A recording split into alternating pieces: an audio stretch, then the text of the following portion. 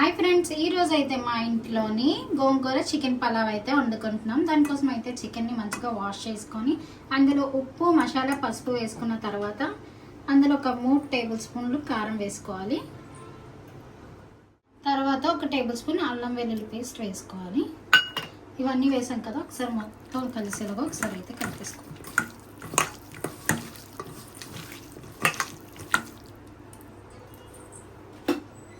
ఇందులో ఒక table spoon వరకు ఆయిల్ వేసుకోవాలి. ముక్కలు అన్నట్టుకి బాగా పడుతుంది అనమాట ఆయిల్ వేసుకోవడం వల్ల మసాలా.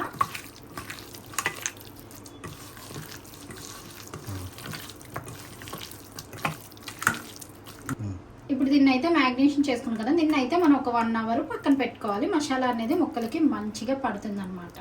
మనం చికెన్ని మ్యాగ్నేషన్ చేసుకున్నాం కదా, ఇప్పుడైతే స్టవ్ వెలిగించుకొని కుక్కర్ పెట్టుకుందాం.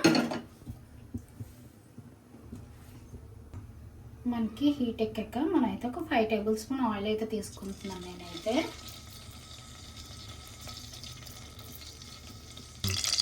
ఇప్పుడైతే ఇందులో మనం 2 ఆనియన్స్ అయితే వేసుకుంటున్నాము. ఆనియన్స్ అనేది మనం బ్రౌన్ కలర్ వచ్చేంత వరకు మనం ఫ్రై చేసుకోవాలి, గోల్డెన్ బ్రౌన్ ఆనియన్స్. సో మనం ఆనియన్ ఫ్రై చేసినప్పుడు లైట్గా పింక్ ఆఫ్ సాల్ట్ యూజ్ చేద్దాం. సాల్ట్ యూజ్ చేయడం వల్ల మనకి అవి త్వరగా ఫ్రై అవుతాయి అన్నమాట గోల్డెన్ బ్రౌన్లోకి.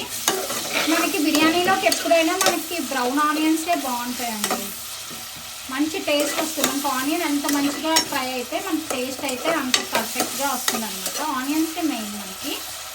సో ఇప్పుడైతే మనం ఆనియన్స్ బ్రౌన్ ఆనియన్స్ అయ్యే వరకు వెయిట్ చేద్దాం. ఈ ఆనియన్స్ బ్రౌన్గా అయ్యేలోపు మనం అయితే బాస్మతి రైస్ని నానబెట్టుకుందాం. దీనికోసం అయితే నేను 2 గ్లాసెస్ ఆఫ్ బాస్మతి రైస్ తీసుకుంటున్నాను. నేనైతే దావత్ పులావ్ రైస్ తీసుకుంటున్నాను, అదైతే పలావ్కి చాలా బాగుంటుంది. దీన్ని అయితే మనం మంచిగా ఒక 2-3 టైమ్స్ వాష్ చేసుకొని దీన్ని ఒక 1 అవర్ అయినా నానబెట్టుకోవాలి, లేకపోతే టైం లేకపోతే 1/2 అవర్. బ్రౌన్ ఆనియన్స్ చక్కగా అయిపోయాయి. ఇప్పుడు ఇందులో మనం హోల్ గరం మసాలా వేసుకుందాం.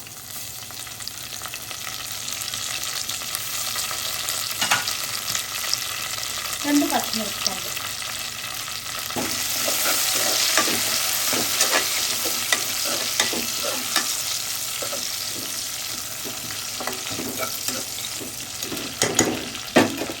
మనం మసాలాలన్నీ కలిపి పెట్టుకున్నాం కాబట్టి ఆ చికెన్ అయితే ఇందులో వేసేసుకుందాం.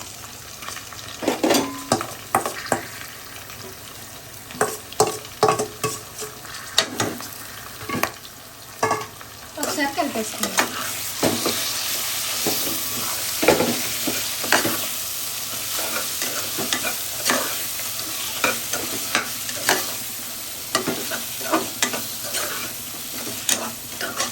చికెన్ అయితే మనం కొంతసేపు ఫ్రై చేసుకుందాం. అందులో వాటర్ ఉంటుంది కదా, అదంతా పైకి వచ్చేసే వరకు. నేను ఇందులో చూపించలేదు, బిర్యానీ ఆకు కూడా వేసుకోవాలి. నేను ఒక 2-3 లీవ్స్ వేసాను. తర్వాత ఇందులో 1 కప్ టమాటా, అంటే చిన్న టమాటాలు 2 తీసుకున్నాను. ఒకసారి మంచిగా కలిపాను. టమాటాలు అనేది మీకు మంచిగా మగ్గిపోవాలి. ఇప్పుడైతే మనం ఒక 10 మినిట్స్ దీన్ని ఫ్రై చేసుకుందాం మూత పెట్టేసి. ఇప్పుడు కొంచెం నేను కసూరి మెంతి వేస్తున్నాను. దీన్ని అయితే నేను కొంచెం నలిపేసి వేసుకోవాలి. ఒకసారి కలిపేసుకుంటాం.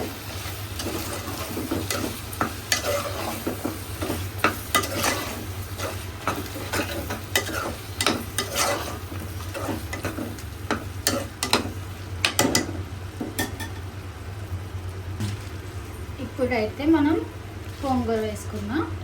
దీన్ని మీరు ఉడకబెట్టి కూడా వేసుకోవచ్చు, పేస్ట్లా చేసి, ఇలా డైరెక్ట్గా కూడా వేసుకోవచ్చు. యాజ్ యువర్ విష్, మీ ఇష్టం. ఇప్పుడైతే దీన్ని మూత పెట్టి ఒక 5 నిమిషాలు మగ్గనిద్దాం. కిందకి హ్యాపీగా మగ్గిపోతుంది. మగ్గిందో లేదో ఒకసారి అయితే తీసి చూద్దాం. వావ్, చూసారా ఎంత మంచిగా మగ్గిపోయిందో. ఒకసారి కలిపేద్దాం. గోంగూర అనేది మనకు వాటర్ ఉంటుంది కదా, అదంతా కింద వరకు వచ్చేస్తుంది అన్నమాట.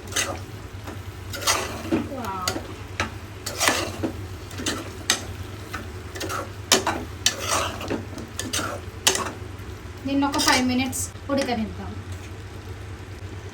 ఇది మనకి మగ్గుతుందని ఎలా తెలుస్తుందంటే మనకి బాగా మగ్గాక మనకి ఆయిల్ అనేది సపరేట్ అయిపోతుంది అనమాట. సపరేట్ అయ్యి మనకి పైకి తెలుతుంది. అప్పుడు మనకి ఇది పర్ఫెక్ట్గా కుక్ అయిందని అర్థం. మనకు ఆయిల్ చూసారా మంచిగా సపరేట్ అయిపోయింది. ఇప్పుడైతే మనం ఇందులోనే వాటర్ యాడ్ చేస్తాం. మనం ఇందులో ఇప్పుడు 2 గ్లాసులు బాస్మతి రైస్ తీసుకున్నాం కదా, ఒక గ్లాస్కి బాస్మతి రైస్కి 1.5 గ్లాస్ వాటర్ వేసుకోవాలి. ఇప్పుడైతే నేను 3 గ్లాసులు నీళ్ళు వేసుకుంటున్నాను.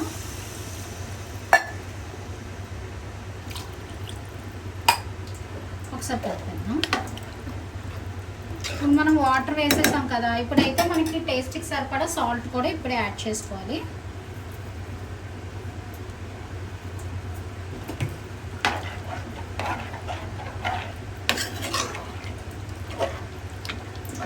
ఉప్పు సరిపోయిందో లేదో ఒకసారి చూసుకుందాం.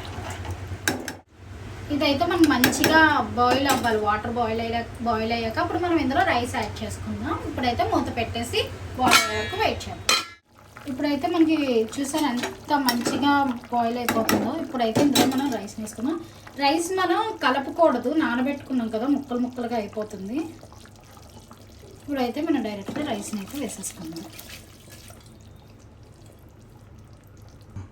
రైస్ వేసుకున్నాం కదా, ఒకసారి కింద నుంచి ఎక్కువ కలపకూడదు, ఎందుకంటే మనకి రైస్ నానబెట్టాం కదా, ముక్కలు ముక్కలుగా అయిపోతుంది. అందుకని కింద నుంచి ఒకసారి కర్రీతో మొత్తం రైస్ కలిసేలాగా కలిపేసుకొని మనమైతే కుక్కర్ మూత పెట్టేసుకుందాం. మూత పెట్టేద్దాం ఇప్పుడు కుక్కర్కి. ఒక 3 విజిల్ వచ్చే వరకు మనం విజిల్ పెట్టేద్దాం.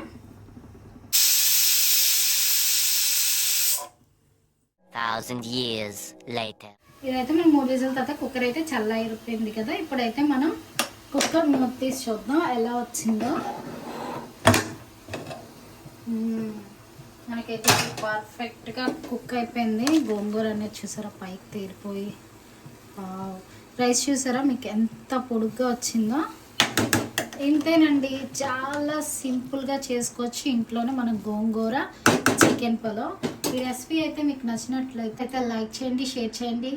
Don't forget to subscribe. ఇలాంటి మంచి మంచి రెసిపీల కోసం మా ఛానల్ని అయితే సబ్స్క్రైబ్ చేసుకోండి. పక్కన ఉన్న బెల్ ఐకాన్ని టంగ్ అని ప్రెస్ చేయండి. అలానే ఈ వీడియో మీరు ఎక్కడెక్కడి నుంచి చూస్తున్నారో మాకు కొంచెం తెలియాలి కదా, అందుకనే కామెంట్ బాక్స్లో అయితే కామెంట్ చేసేయండి. మళ్ళీ ఒక మంచి రెసిపీతో కలుసుకుందాం. Bye bye friends.